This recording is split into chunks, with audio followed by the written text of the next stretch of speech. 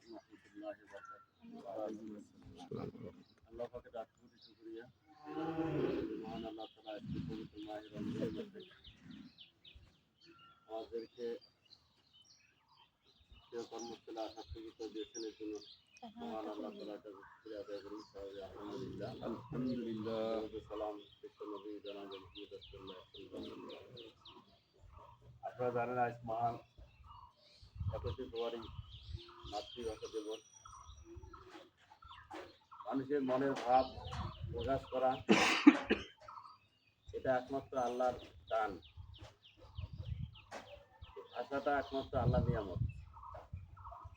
কারণ এই ভাষা যদি মনের ভাব প্রকাশ করতে না পারে, এই মনের ভাব প্রকাশ করাটা আল্লাহর পক্ষ থেকে আল্লাহ তাআলা নিজে সূরা রহমানে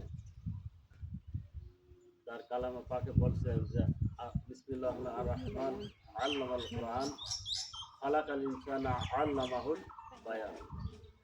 এখানে কোরআনের ভাষা আরবি ভাষায় আল্লাহ তাআলা প্রথম মানুষের মনের ভাব প্রকাশ করার জন্য প্রকাশ করেছেন।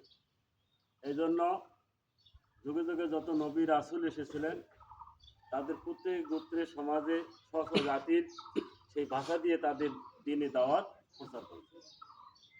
তো আজকে আমরা বাংলাদেশের স্বাধীন সার্বভৌমত্ব বাংলাদেশের মানুষ যখন এ দেশটা পশ্চিম পাকিস্তান শাসন করেছিলেন, সেই সময় পাকিস্তান সরকার এদেশের জনগণের মাতৃভাষা মায়ের ভাষাকে বন্ধ করে দেওয়ার জন্য উর্দু ভাষাকে চাপিয়ে দেওয়ার জন্য ষড়যন্ত্র করেছিল।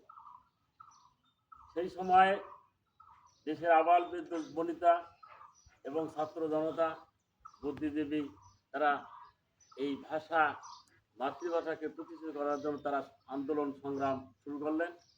এই সংগ্রামের মাধ্যমে এই ভাষাকে প্রতিষ্ঠিত দাবিকে আদায় করতে গিয়ে যে সমস্ত মানুষ শহীদ হয়েছেন, নিহত হয়েছেন, পঙ্গু হয়েছেন, তাদের স্মরণে আজকে সারা বিশ্বে আন্তর্জাতিকভাবে মাতৃভাষা বাংলা ভাষা